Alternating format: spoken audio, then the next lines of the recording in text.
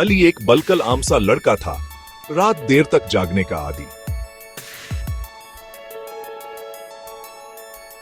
एक दिन उसने शहर से बाहर एक पुराने वीरान घर जाने का फैसला किया, जिसके बारे में कहा जाता था कि वहां अजीब व गरीब गैर फितरी वाकयात होते हैं।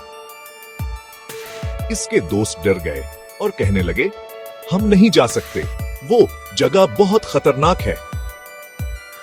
लेकिन अली हंसा और बोला, डरने की क्या बात है, ये सब अफवाहें हैं। अगली रात अली अकेला ही इस वीरान घर की तरफ रवाना हुआ। वो जगह खौफनाक हद तक खामोश थी और हवा में एक अजीब सी सर्दी थी, जैसे कुछ गड़बड़ है। उसने कड़कती हुई दरवाजा को धकेल कर खोला और हर जगह धूल ही धूल थी। ब्रेक, हाँ, वो खुद को एक ऐसे कमरे में पाया जहां एक पुरानी कुर्सी आहिस्ता आहिस्ता कड़क रही थी। अचानक दरवाजा खुद ब खुद बंद हो गया। अली मड़ा, लेकिन वहां कोई नहीं था। उसका दिल जोर जोर से धड़क रहा था, लेकिन उसने खुद को संभाला और कमरे में मौजूद एक पुरानी मेज की तरफ बढ़ा।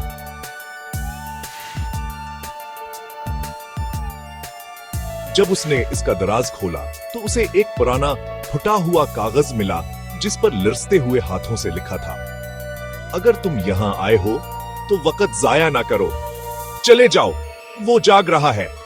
अली के हाथ कांपने लगे। ब्रेक टाइम .5 से वो दरवाजे की तरफ लपका, लेकिन ऐसा लगा जैसे किसी ने उसे बाहर से बंद कर दिया हो। अचानक कोने में मौजूद कुर्सी खुद ही हिलने लगी और एक सरगोशी गूंजी, तुमने मेरी नींद खराब कर दी है। अली ने दीवार के साए में एक सयाह सी शक्ल खड़ी देखी, एक लंबा काला साया जिसकी आंखें अंधेरे में अंगारों की तरह सुर्ख चमक रही थी। Break time point.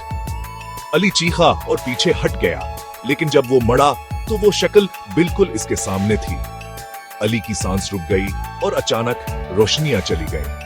अगली सुबह लोगों ने घर खुला पाया, लेकिन अली कहीं नजर नहीं आया, सवाए इस कुर्सी के जो अब भी आहिस्ता आहिस्ता कड़क रही थी, जैसे कोई अब भी उस पर बैठा हो। खत्म।